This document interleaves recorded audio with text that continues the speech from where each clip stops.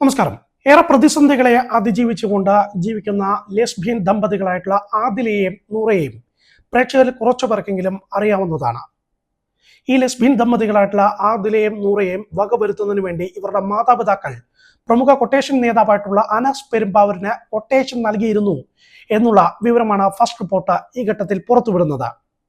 ഇവരുടെ താമരശ്ശേരിയിലുള്ള, അതായത് നൂറയുടെ താമരശ്ശേരിയുള്ള വീട് ഈ കൊട്ടേഷൻ ആസൂത്രണം ചെയ്യുന്നതിന് വേണ്ടിയും നടപ്പാക്കുന്നതിനും വേണ്ടിയും മാസങ്ങളോളം അനസ് പെരുമ്പാവൂരിന് വിട്ടു നൽകുകയും ചെയ്തിരുന്നു എന്നുള്ള വിവരവും നമുക്ക് ലഭ്യമാവുന്നുണ്ട്.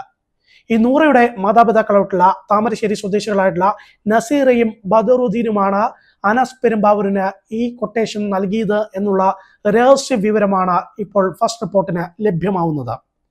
ഈ അനസ് പെരുമ്പാവൂരും സംഘാംഗങ്ങളും മാസങ്ങളോളം ഇവിടെ താമസിക്കുകയും കൊട്ടേഷൻ ആസൂത്രണം ചെയ്യുകയും അത് പലതവണ നടപ്പാക്കാൻ വേണ്ടി ശ്രമിക്കുകയും ചെയ്തിരുന്നു. എങ്കിലും ഈ നൂറയുടെ ഒരു കുടുംബാംഗം ഈ വിഷയം അറിയുകയും തുടർന്ന് നൂറയെയും ആദിലയെയും ഈ വിവരം അറിയിക്കുകയും ചെയ്തു. ഇതോടുകൂടിയാണ് തുടർച്ചയായി ഇവരുടെ കൊട്ടേഷൻ പാളിപ്പോകുന്ന അവസ്ഥ ഉണ്ടായത്.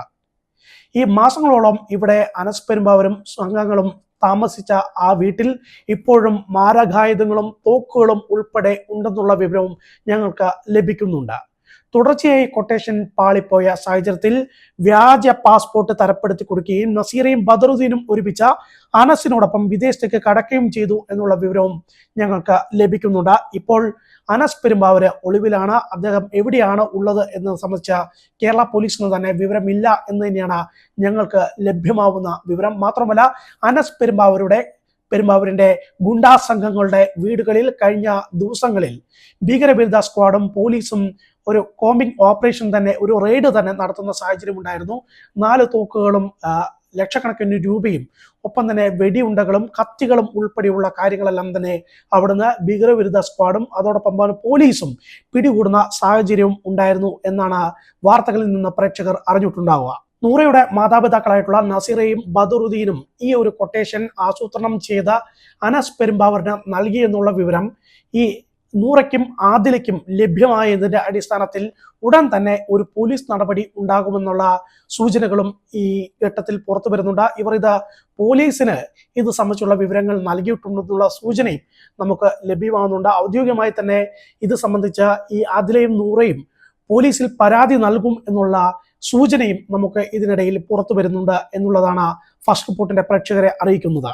കേരളത്തിലും കേരളത്തിന് പുറത്തുമായി നിരവധി ക്രിമിനൽ കേസുള്ള ഗുണ്ടാ നേതാവാണ് അനസ് പെരുമ്പാവൂർ. അനസ് പെരുമ്പാവൂരിനെ കേരള പോലീസ് പല തവണ പിടികൂടിയിട്ടുള്ളതാണ്. അനസ് പെരുമ്പാവൂരിന്റെ ഗുണ്ടാ സംഘങ്ങളിൽപ്പെട്ട പലരും ഈയിടെയായി സോഷ്യൽ മീഡിയയിലും അല്ലെങ്കിൽ ഓൺലൈൻ മാധ്യമങ്ങളെല്ലാം തന്നെ വന്ന പലതരത്തിലുള്ള വെളിപ്പെടുത്തലും നടത്തുന്ന സാഹചര്യങ്ങളും ഇപ്പോൾ നിലനിൽക്കുന്നുണ്ട്. ഈ ഒരു ഘട്ടത്തിലാണ് അനസ് പെരുമ്പാവൂരിന് ഇത്തരത്തിൽ നൂറയുടെ മാതാപിതാക്കൾ തന്നെ അവരിൽ ആരെയെങ്കിലും ഒരാളെയെങ്കിലും വകവരുത്തുക എന്ന ഉദ്ദേശത്തോടു കൂടി, എന്ന ലക്ഷ്യത്തോടു കൂടി ഗൂഢാലോചന നടത്തുകയും തുടർന്ന് കൊട്ടേഷൻ നൽകുകയും ചെയ്തു എന്നുള്ള സൂചനയാണ്. അത്തരത്തിലുള്ള ഒരു രഹസ്യ വിവരമാണ് ഞങ്ങളുടെ സോഴ്സുകളിൽ നിന്ന് ലഭ്യമാകുന്നത്. വരും ദിവസം ഇത് സംബന്ധിച്ചുള്ള കൂടുതൽ വ്യക്തത വരുത്തുന്ന തരത്തിലേക്ക് കൂടുതൽ സൂചനകൾ നമുക്ക് ലഭിക്കും, കൂടുതൽ വിവരങ്ങൾ ലഭിക്കും എന്ന് തന്നെയാണ് പ്രതീക്ഷിക്കുന്നത്.